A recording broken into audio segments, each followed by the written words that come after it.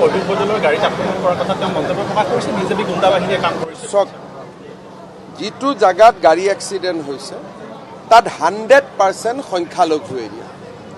মই নিজে বুজি পোৱা নাই সংখ্যালঘু এৰিয়াত কংগ্ৰেছৰ কি হৈছে। তাততো বিজেপি থাকিবই নালাগে। জুৰিয়া, ৰূপহী, ঢিং, লাহৰীঘাট, চামুগুৰি ইয়াৰ যদি জনগাঁথনিটো চাই ই পৰম্পৰাগত বিজেপিৰ ভোট বেংক নহয়। বিজেপিৰ তাত বুথ কমিটি এটাও নাই। এতিয়া কংগ্ৰেছে কৈ থাকে যে বিজেপি আমাক আক্ৰমণ কৰিছে। তাৰমানে বিজেপিৰ যদি পপুলাৰিটি সেইবোৰ জেগাতো সোমাই গৈছে তেতিয়াতো বৰ সাংঘাতিক কথা হ'ব। যি জেগাত আজিলৈকে এটা আমাৰ বুথ কমিটি নাই, আজিও মন কী বাত হৈছে, বুথ কমিটি 0, মন কী বাত 0। গতিকে তাত যদি কংগ্ৰেছে কয় বিজেপি হৈছে, এইটোতো আমাৰ কাৰণে ভাল কথা।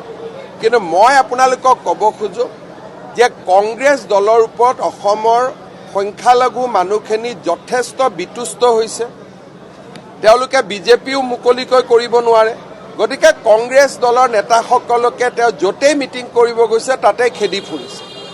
প্ৰদ্যুৎ বৰদলৈ, ৰকিবুল হুছেইন, এতিয়া আপুনি যদি পঞ্চায়ত ইলেকশ্যনতে দেখে ৰকিবুল হুছেইন ধুবুৰীত নিজে যোৱা নাই, কাৰণ এইবাৰ ধুবুৰীত গ'লে তাতো আক্ৰমণৰ সন্মুখীন হ'ব, য'ত 10 লাখ ভোটত জিকিছে।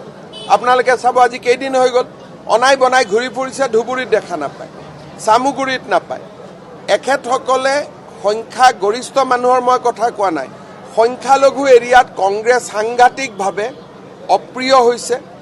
মানুহখিনিৰ কষ্ট যে দেখাকৈ বিজেপিও কৰিব নোৱাৰোঁ, সেইকাৰণে তেওঁলোকৰ ক্ষোভ, হতাশা গাড়ী মটৰ ভাঙিয়ে কৰি আছে। ভাল হোৱা নাই কথাটো। মই পুলিচক ইতিমধ্যে কৈছোঁ যে ভিডিঅ' ৰেকৰ্ডিং ওলাওক, একশ্যন লওক, আৰু আমি একশ্যন ল'ম। প্ৰদ্যুৎ বৰদলৈ মই নিৰাপত্তাও বঢ়াই দিব কৈছোঁ। কিন্তু ডিব্ৰুগড়ত তেওঁলোকক কোনোবাই কিবা কৰিছে, যোৰহাটত কৰিছে, গুৱাহাটীত কৰিছে, বিজেপিক কওক। ঢিং, ৰূপহীত বিজেপিক কৈ কি লাভ?